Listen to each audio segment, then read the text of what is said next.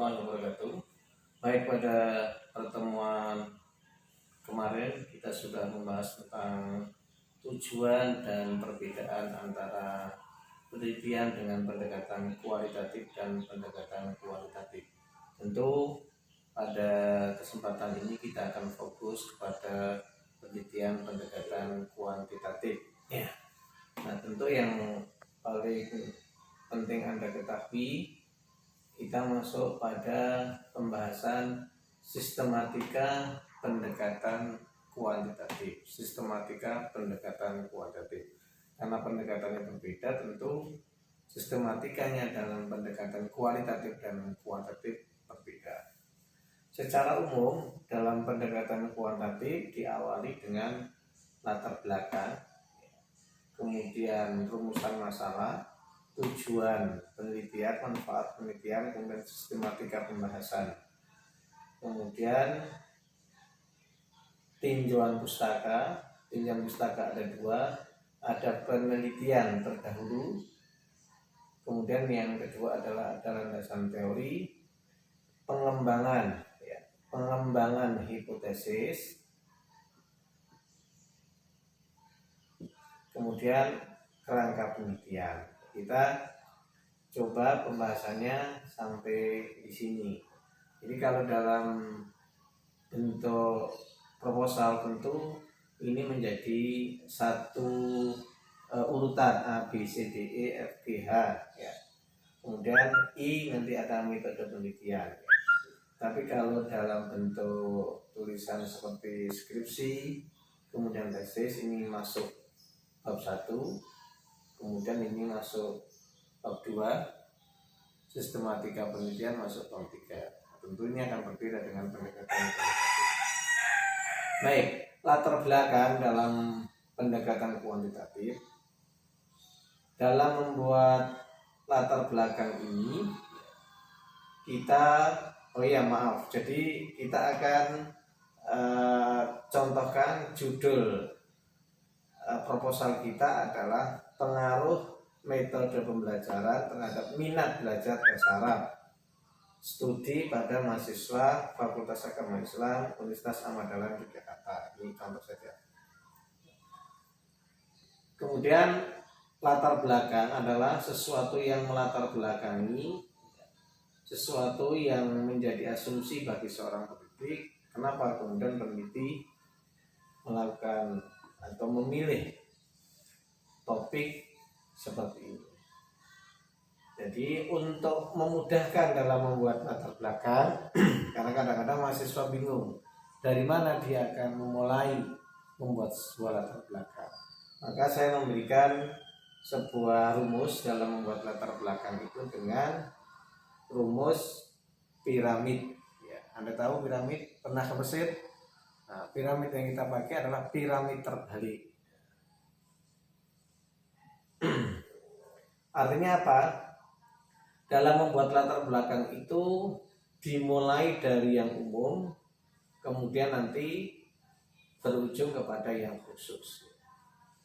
Kalau kita lebih sistematis lagi, maka bagian yang pertama dari latar belakang dengan teori piramid terbalik ini adalah hal-hal yang umum. Misalnya judulnya ini mungkin Anda bisa bercerita tentang perkembangan bahasa Arab, ya, urgensinya bahasa Arab ya, di bagian pertama. Kemudian bagian kedua, ya, Anda harus membahas tentang variabel Y-nya. Ya. Anda masih ingat apa yang dulu dimaksud dengan variabel? Variabel adalah objek ya, yang dipilih oleh seorang peneliti ya, yang dijadikan fokus kajian dalam penelitian itu adalah objek atau objek yang nanti akan diukur oleh seorang peneliti. Itu yang dimaksud dengan variabel penelitian dalam kuantitatif. Jadi yang bagian kedua ini adalah variabel Y. Jadi Y-nya di mana ini? Y-nya adalah minat. Ini Y. Kemudian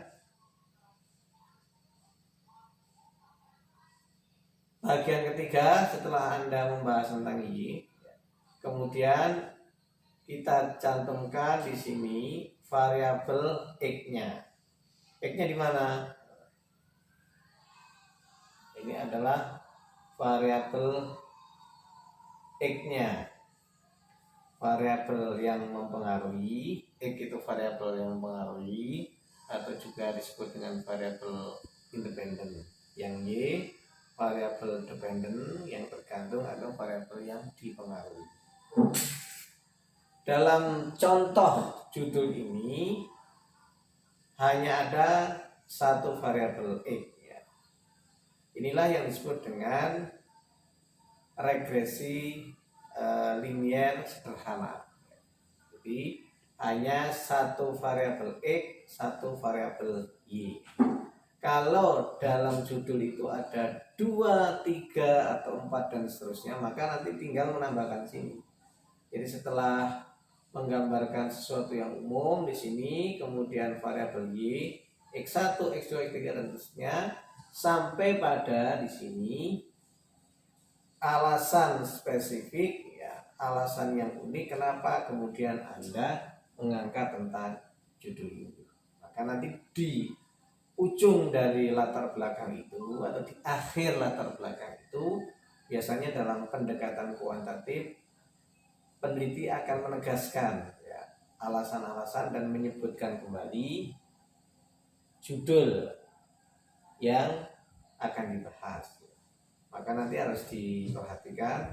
Nah biasanya dalam perkembangannya ada perubahan, ada revisi judul. Maka peneliti dalam kuantitatif harus cermat antara judul yang di cover dengan judul yang ada di akhir dalam latar belakang. Baik, kemudian berikutnya setelah kita selesai latar belakang, maka tahap yang kedua, sistematika yang kedua adalah rumusan masalah. Jadi dalam penelitian kuantitatif, pendekatan kuantitatif, sebenarnya dari judulnya sudah bisa dimengerti berapa jumlah rumusan masalah.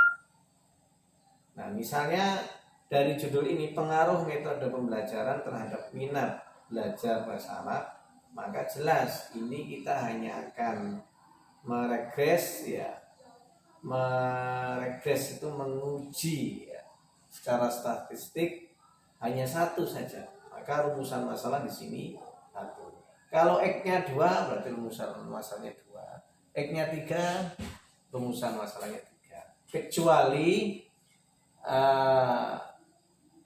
ada peneliti yang ingin membuat variasi judul yang berbeda, misalnya dengan istilah faktor-faktor yang mempengaruhi pembelajaran, faktor-faktor yang mempengaruhi minat belajar bahasa Arab. Seorang peneliti hanya menyebutkan faktor-faktor. Tentu faktor-faktor ini lebih dari satu. Nah, tinggal nanti faktor-faktor ini kemudian dijelaskan oleh peneliti apa saja yang dimaksud faktor-faktor dalam latar belakang masalah, di mana dibahas tentu setelah Y. Nah dari sini kemudian tentu nanti ditegaskan bahwa variabel X-nya yang akan diobservasi atau diteliti itu adalah sekian. Jadi, sekali lagi, salah satu kemudahan dalam penelitian pendekatan kuantitatif itu rumusan masalah itu sudah bisa dilihat ya, dari judulnya. Kemudian kalimat yang digunakan dalam rumusan masalah itu ada beberapa pendapat, ada 2 pendapat. Ada yang menggunakan kata apakah karena apa? Seperti yang sudah saya sampaikan dulu, pendekatan kuantitatif adalah untuk menguji antara 2 variabel atau lebih, maka menggunakan apakah. Nah sekarang cenderung para penganut pendekatan kuantitatif itu menggunakan bagaimana. Nah bagaimana ini banyak dipakai karena apa? Dia lebih luas. Karena kalau hanya apakah itu jawabannya hanya berpengaruh atau tidak. Tentu bagi penelitian seperti untuk skripsi itu sangat keren sekali. Maka para peminat kuantitatif mengganti apakah itu dengan bagaimana. Artinya setelah berpengaruh misalnya atau tidak berpengaruh, peneliti bisa lebih fleksibel untuk menjelaskan kenapa. Kalau metode pembelajaran tidak berpengaruh terhadap minat, kenapa kok tidak berpengaruh? Faktornya apa saja? Kalau berpengaruh, kenapa demikian? Nah, jadi sekarang orang lebih berminat menggunakan bagaimana. Kemudian tujuan, ya.